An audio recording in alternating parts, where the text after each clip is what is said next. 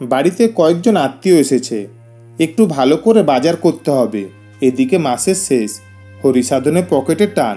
ছেলেকে আড়ালে ডেকে বললেন, কিছু টাকা লাগবে রজত, বাড়িতে 3 জন গেস্ট আছে। বিরক্তি রজতের গলায়। মাসের প্রথম দিনে মাইনে পেয়েই হিসেব করে তোমার হাতে মাসের খরচের টাকা ধরিয়ে দিয়েছিলাম, তাতেও কুলোতে পারলে না। এভাবে খরচ করলে তো আমি জোগাতে পারবো না। না না, মানে ওই টাকাতেই আমি টেনে টুনে চালানোর চেষ্টা করি, তবে কোনো মাসে একটু আত্মীয় স্বজন বেশি এলে কুলোতে পারি না। কুলোতে পারি না বললে তো চলবে না বাবা, অন্যান্য দিনে খরচ কমিয়ে সামাল দিতে হবে। আমার কাছে তো আর টাকার গাছ নেই যে নাড়ালেই টাকা পড়বে। অপমানিত হরিসাধন আর কিছু না বলে চলে যাচ্ছিলেন। রজত ডাকলো, দাঁড়াও, দিচ্ছি, তবে মনে রাখবে এমনটা যেন প্রতি মাসে না হয়। এত কথার পর ছেলের কাছে হাত পেতে টাকা নিতে লজ্জায় কুঁকড়ে যাচ্ছিলেন হরিসাধন, কিন্তু আত্মীয়দের যথাযথ আপ্যায়ন করতে হবে, বাধ্য হয়ে টাকা নিতে হলো। তিনি বাজারে ছুটলেন কেনাকাটার জন্য, তবে মনের খচখচানে নিরসন হলো না। অনেক ত্যাগ স্বীকার করে অনেক আশা নিয়ে ছেলেকে লেখাপড়া শিখিয়েছিলেন, হয়তো স্বাচ্ছন্দ্য দিতে পারেননি, কিন্তু প্রয়োজনটুকু মেটাতে চেষ্টা করেছিলেন। একটু উঁচু ক্লাসে উঠতে 2টো টিউশনি দিয়েছিলেন। সমস্ত ধরনের বইপত্র কিনে দিতে না পারলেও পরিচিত জনের ছেলে মেয়েদের থেকে পুরনো বই সংগ্রহ করে এনে দিতেন।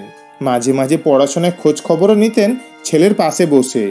বাবা অন্তঃপ্রাণ ছেলে, খোলা মনে সব কথাই বলতো হরিসাধনের সঙ্গে। এভাবেই পাশের গ্রামের স্কুল থেকে ভালো রেজাল্ট করে উচ্চ মাধ্যমিক পাশ করার পর অভাবের মধ্যে হরিসাধন ছেলেকে ভর্তি করে দিয়েছিলেন জেলা সদরের একটি নামকরা কলেজে। সংসার চালিয়ে ছেলেকে বাইরে রেখে মাসে মাসে খরচ কিভাবে জোগাবেন সেই ভাবনায় জেরবার হয়েছেন। অনামিকার সঙ্গে বারে বারে আলোচনা করেছেন, ধার করেছেন, এমনকি চরম টানাটানিতে গোপনে সোনার গয়না বিক্রি করে টাকার জোগাড় করেছেন কখনো কখনো। তবুও ছেলের উচ্চশিক্ষা বন্ধ হতে দেননি। এসব কথা রজতকে জানতেও দেননি। একসময় কলেজ পাস করে বিশ্ববিদ্যালয়ে ভর্তি হয়েছিল রজত।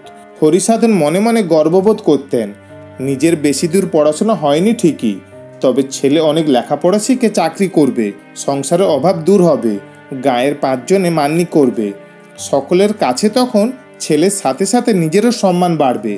বুক ভরা আশা নিয়ে কোনো সমস্যাতেই তাই ভেঙে পড়েনি তিনি। আজ বেশ বুঝতে পারছেন দায়িত্ব পালন করতে হয়, তবে প্রতিদানের আশা করতে নেই। দরকার মতো বাজার করে নিয়ে ফিরে এলেন হরিসাধন। আজ সারাদিন ওনারা তাদের বাড়িতে থেকে পরদিন সকালে চলে যাবেন, সুতরাং আজ ওদের আপ্যায়নে অনামিকার উপর ভীষণ চাপ পড়বে। আগে তবু সৌমি ছিল, গত বছর তার বিয়ে হয়ে যাওয়ার পর থেকে সংসারের চাপ পুরোপুরি অনামিকার উপর। মাস 6 আগে চিত্রা যদিও ছেলের বউ হয়ে এ বাড়িতে এসেছে, তবে সে থাকা আর না থাকা দুই সমান। অনামিকার কোনো সুবিধা হয় না। সারাদিনে অনামিকাকে একটুও সাহায্য করতে এগিয়ে আসেনি, নিজের ঘরে বসে সারাক্ষণ মোবাইল আর টিভি। হরিসাধন চুপি চুপি জিজ্ঞেস করলেন, অনু, রজতের অফিসের ভাত আজ সময় দিতে পারবে তো? ওকে আজ একটু বাইরে খেয়ে নিতে বললে হয় না? দ্বিধান্বিত হরিসাধন চুপ করে রইলেন। অনামিকা বুঝতে পেরে বললেন, দেখি না একবার বলে। তুমি বরং প্রেসার কুকারে ওর জন্য ভাত আর আলু সেদ্ধ বসিয়ে দাও, তারপর 1 পিস মাছ ভেজে দেবে। ও তো আবার ডাল ছাড়া শুকনো ভাত খেতে পারে না। এত তাড়াহুড়ো করে কি সব কিছু সম্ভব? কি যে করি। এক কাজ করলে হয় না, বৌমাকে একবার ডেকে নাও না, রজতের অফিসের ভাতটা আজ না হয় সেই করে দিত। একটু থমকালেন অনামিকা, তারপর বললেন, থাক, রজতকে হোটেলে খেতে হবে না, বৌমাকেও ডাকতে হবে না, আমি নিজেই কষ্ট করে হলেও রান্না করে দেব। হরিসাধন কিছু না বলে চলে গেলেন। মাসখানেক পরের ঘটনা। অফিস থেকে ফিরে চা খেতে খেতে রজত বলল, মা, এভাবে প্রতিদিন এতটা রাস্তা জার্নি করে অফিস করা আমার পক্ষে কষ্টকর হয়ে যাচ্ছে, তাই অফিসের কাছে একটি ভাড়া বাড়ি ঠিক করেছি। ভেবেছি সামনের মাসে চিত্রাকে নিয়ে সেখানে চলে যাব। অনামিকা খানিক চুপ থেকে বললেন, চলে যাবি? বাড়ি থেকে অফিস তো খুব দূরে নয়, তাছাড়া আমি তো সময়ে রান্না বান্না করে দিই। চিন্তা করো না মা, মাসে একবার করে এখানে আসবো। না, আসলে বৌমা তো কোনোদিন রান্না বান্না করেনি, তোকে সময় অফিসের ভাত দিতে পারবে তো? ও পারবে বলেছে, কোনো অসুবিধা হবে না। অনামিকা মাথা নেড়ে বোঝালেন, তাহলে ঠিক আছে। অনামিকা রাত্রে হরিসাধনে কানে দিলেন কথাটা। তিনি শুনলেও কোনো উত্তর দিলেন না। এক সময় যে এটাই হবে তার জানা ছিল, তবে এত তাড়াতাড়ি হবে সেটা জানা ছিল না। ভেবেছিলেন নাতি নাতনি লেখাপড়া শেখার সময় এমনটা ঘটতে পারে, কিন্তু তার অনেক আগেই ঘটে গেল। পরের মাসে ভাড়া বাড়িতে উঠে গেছে রজতরা। সেখানে সারাদিন একা একা থেকে বোর হয়ে যাচ্ছে চিত্রা। কেমন যেন দম বন্ধ করা অবস্থা। তবুও সে খুশি হলো এই ভেবে যে সংসারের সবার খরচ একা রজতকে দিতে হচ্ছে না। ফলে টাকা সেভ করে কিছুটা লোন নিয়ে শিগগিরই একটা ফ্ল্যাট কিনে নেওয়ার পরিকল্পনা আছে তাদের। শুধু একটা সময়ের অপেক্ষা। মাস ছয়েক পরে একদিন রজত বাড়িতে এসেছে। এ কথা সে কথার পর শোনালো, মা, চিত্রা কনসিভ করেছে। ডাক্তার দেখিয়েছিলাম, তিনি একদম বেড রেস্টে অ্যাডভাইস দিয়েছেন। তাই বলছিলাম এই সময় তুমি যদি আমার কাছে গিয়ে একটু থাকতে। আমি, এখানে তোর বাবা আছে, সামান্য হলেও চাষবাস আছে, কিভাবে যাই বলতো? বাবার তো আর আমার মতো অফিস নেই যে সকালেই ভাত চাই।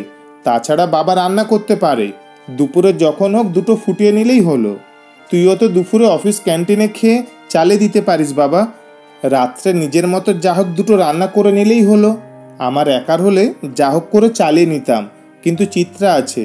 তাছাড়া দিনের পর দিন এভাবে চলে না মা। তুমি চলো আমার কাছে। এক কাজ কর, চিত্রাকে নিয়ে তুই বরং এখানে চলে আয়, না হলে আমার সঙ্গে তোর বাবাকেও ওখানে নিয়ে চল। মাঝে মাঝে এসে না হয় ও চাষবাস দেখাশোনা যাবে। রজত মায়ের কথায় সায় দিতে পারল না। দেখা যাক কি করা যায় বলে ফিরে গেল নিজের ভাড়া বাড়িতে। কয়েকদিন পরে অনামিকা জানতে পারলেন রজত চিত্রার মাকে নিয়ে গিয়েছে তার মেয়ের দেখাশোনা করার জন্য। এই নিয়ে অবশ্য তিনি কোনো প্রশ্ন করলেন না। ভালোই হয়েছে, মানুষটাকে বাড়িতে একা ফেলে ছেলের কাছে যেতে মন চাইছিল না। সমস্যার সমাধান হয়ে যাওয়ায় তিনি খুশি হলেন। মাস তিনেক পর একদিন সন্ধ্যায় বসে অনামিকা আর হরিসাধন টিভিতে সিরিয়াল দেখছেন।